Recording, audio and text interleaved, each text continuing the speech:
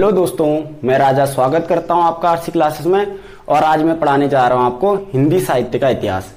ये हमारा आज पहला भाग होगा और सेकंड भाग इसका बहुत जल्दी आ जाएगा। इसमें हम पढ़ेंगे हिंदी साहित्य के बारे में और साथ साथ हम पढ़ेंगे कि हिंदी की उत्पत्ति कैसे हुई, और साथ साथ इसमें हम हिंदी की बोलियां पढ़ेंगे और इसमें साथ में हम कुछ इंपॉर्टेंट पॉइंट भी पढ़ेंगे जो किसी भी एग्जाम के लिए बहुत महत्वपूर्ण है। अगर आप कोई भी एग्जाम दे रहे हो, वन डे एग्जाम, चाहे एसएससी हो, चाहे सीटेट हो, यूटेट हो, या कोई भी जिसमें हिंदी आती है, तो इसमें ये 1 या 2 नंबर का पूछ लिया जाता है। तो आइए आज की क्लास शुरू करते हैं। सबसे पहले मैं आपको बताता हूं हिंदी शब्द की उत्पत्ति कैसे हुई। इंपॉर्टेंट है, हमें जानना चाहिए कि हिंदी शब्द की उत्पत्ति कैसे हुई। तो जब ईरानी लोग यहाँ आए तो उन्होंने सिंधु नदी को क्या कहा? उन्होंने हिंदू कहा, क्योंकि उनकी भाषा में 100 का क्या हो जाता था? हो हो जाता था। क्या हो जाता था? 100 का हो। तो उन्होंने सिंधु को हिंदू कहा और आगे चलकर हिंदू से क्या बना? हिंद बना। हिंदू से आगे चलकर हिंद बना और फिर हिंद में फारसी भाषा का ई प्रत्यय जुड़ने से हिंदी शब्द बन गया। तो आपसे एग्जाम में पूछा भी जा सकता है कि हिंदी शब्द मूलतः किस भाषा का है या कहाँ का है, तो आप क्या बोलोगे? फारसी का है। एग्जाम में पूछा गया क्वेश्चन है, तो हिंदी शब्द मूलतः फारसी का है।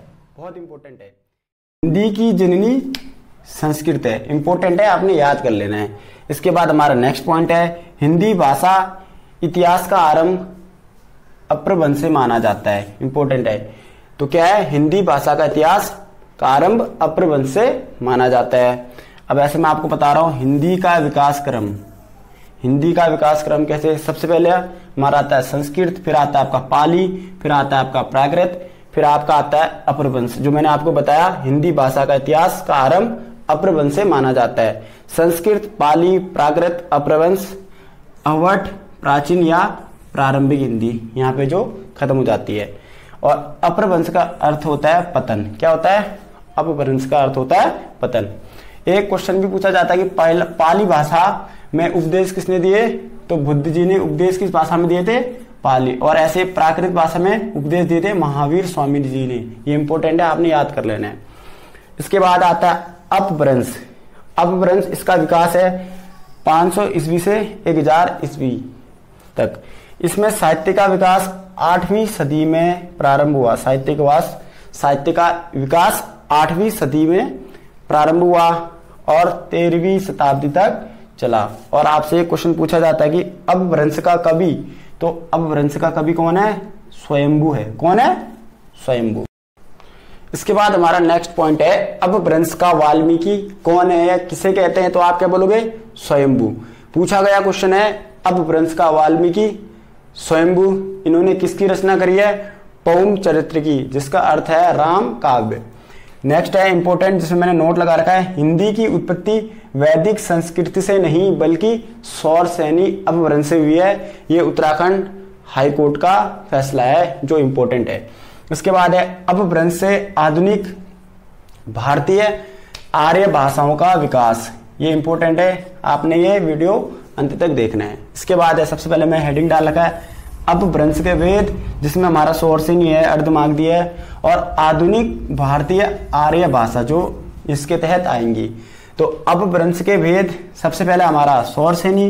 तो सौरसेनी के तहत कौन कौन सी भाषाएं आती है?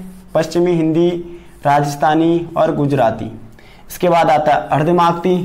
तो अर्धमागधी के अंदर पूर्वी हिंदी। इसके बाद आएगा आपका मागधी, तो इसके तहत बिहारी, उड़िया, असमिया और बंगाली। इंपॉर्टेंट है, आपको याद कर लेना है, क्योंकि आपसे पूछा जा सकता है कि जो मागधी के तहत कौन सी भाषा, तो आप क्या बोलोगे? बिहारी, उड़िया, असमिया या बंगाली। इसके बाद आता है आप खस। खस के तहत आता है आपका पहाड़ी, जो सौर सैनी से प्रभावित है। इंपॉर्टेंट है। इसके बाद आता है आपका ब्राचड़। इसके बाद आता है आपका पंजाबी, ये भी सौर सैनी से प्रभावित है, और साथ में सिंधी। इसके बाद आता है आपका महाराष्ट्री, और महाराष्ट्र में कौन है आपका? मराठी। इंपॉर्टेंट है, आपको याद करना है ये सब। सबसे पहले मैं कुछ इंपॉर्टेंट पॉइंट बताऊंगा जो आपने याद कर लेना है। तो सबसे पहले हमारा हिंदी विश्व की लगभग 3000 भाषाओं में से एक है, पहला पॉइंट। दूसरा, आकृति या रूप के आधार पर हिंदी वियोगात्मक या विशिष्ट भाषा है, ये भी इंपॉर्टेंट है।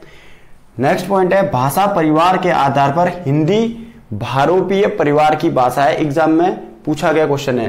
तो भाषा परिवार के आधार पर हिंदी किस परिवार की भाषा है, तो भारोपीय या इंडो यूरोपियन फैमिली की एक भाषा है, एग्जाम में पूछा गया है। भारत में 4 भाषा परिवार हैं, तो कितने भाषा परिवार हैं, 4। सबसे पहले हमारा भारोपीय, फिर हमारा द्रविड़, फिर हमारा ऑस्ट्रिक, चौथे नंबर में आता है हमारा चीनी तिब्बती।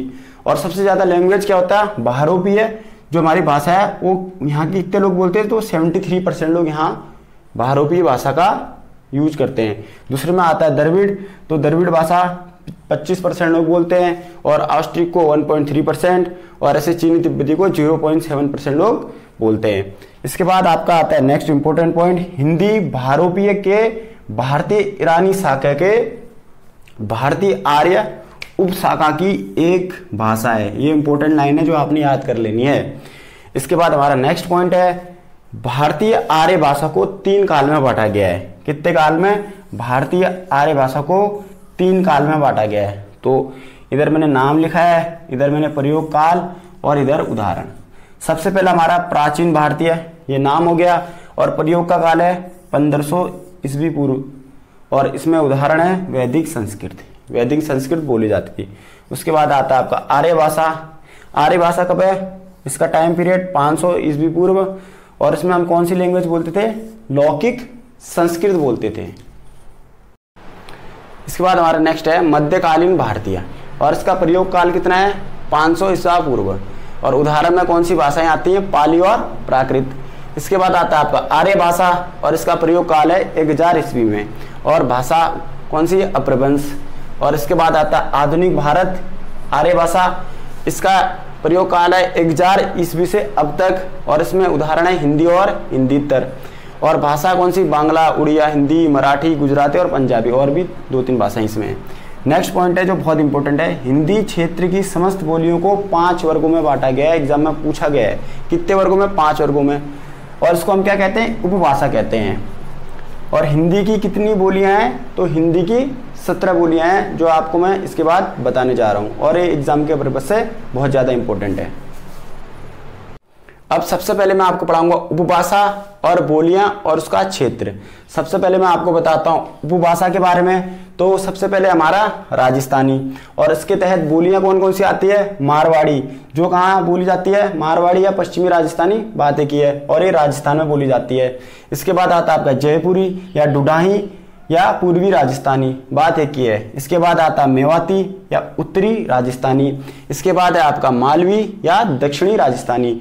ये सब किस क्षेत्र में बोली जाती है, राजस्थान में बोली जाती है। इसके बाद आता है आपका पश्चिमी हिंदी। अब पश्चिमी हिंदी में कौन सी बोलियां आती हैं, आपको याद कर लेना, बहुत इंपॉर्टेंट है ये। तो कौन सी है, कौरवी या खड़ी बोली। इसके बाद है आपका बांगरू या हरियाणवी, ठीक है। इसके बाद है आपका ब्रज भाषा, बुंदेली और कन्नौजी। ये सब पश्चिमी हिंदी की बोलियां हैं, और कौन से क्षेत्र में बोली जाती है, हरियाणा और यूपी में। इसके बाद आता है आपका पूर्वी हिंदी, और पूर्वी हिंदी के अंदर कौन सी बोलियां आती हैं, अवधी, बघेली और छत्तीसगढ़ी, बहुत इंपॉर्टेंट है। एरिया मध्य प्रदेश, छत्तीसगढ़ और उत्तर प्रदेश। आपसे एग्जाम में पूछ लिया जाएगा कि बघेली किस उपभाषा की बोली है, तब आपको पता होना चाहिए कि पूर्वी हिंदी की ये क्या है, बोली है। इसके बाद आता है आपका बिहारी। तो बिहारी उपभाषा के तहत कौन सी बोलियां आती है, भोजपुरी, कौन सी, भोजपुरी, मगही, मैथिली। ये किसके तहत है, बिहारी उपभाषा के तहत ये बोलियां हैं, और कौन से एरिया में, उत्तर प्रदेश और बिहारी। इसके बाद हमारा लास्ट 5वां उपभाषा बच जाता है आपका पहाड़ी। तो पहाड़ी के तहत सिर्फ 2 बोलियां आती है, कुमाऊनी और दूसरी आपकी गढ़वाली, और ये कहाँ बोली जाती है, उत्तराखंड, आप इसको और हिमाचल करिए, उत्तराखंड और हिमाचल। बहुत इंपॉर्टेंट है, ये इंपॉर्टेंट पॉइंट था जो आपने याद कर लेना है, बहुत ज्यादा इंपॉर्टेंट है हिंदी के पर्पज से। आज की क्लास हमारी यहीं पे समाप्त होती है। आज मैंने आपको हिंदी इतिहास के कुछ महत्वपूर्ण बिंदु बताए जो किसी भी एग्जाम के लिए बहुत ज्यादा महत्वपूर्ण है। तो आपने क्या करना है, एक प्रॉपर नोट्स बना लेने हैं, और आपको बार बार ये रिवाइज करने हैं, ताकि एग्जाम के टाइम आपको कोई भी समस्या का सामना न करना पड़े। तो दोस्तों, अगर आपको हमारे टॉपिक और हमारा चैनल पसंद आता है तो ज़्यादा से ज़्यादा हमारे चैनल को शेयर करें, सब्सक्राइब करें, लाइक करें, और मिलते हैं नेक्स्ट क्लास में। तब तक के लिए जय हिंद।